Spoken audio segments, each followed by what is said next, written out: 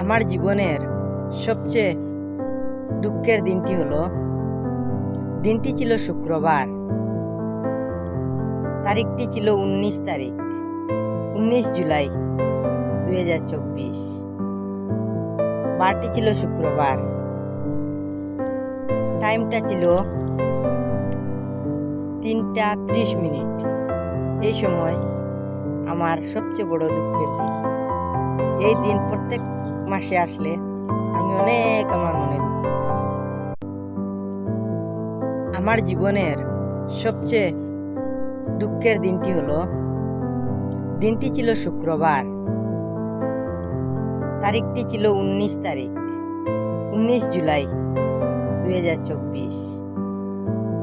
বারটি ছিল শুক্রবার, টাইমটা ছিল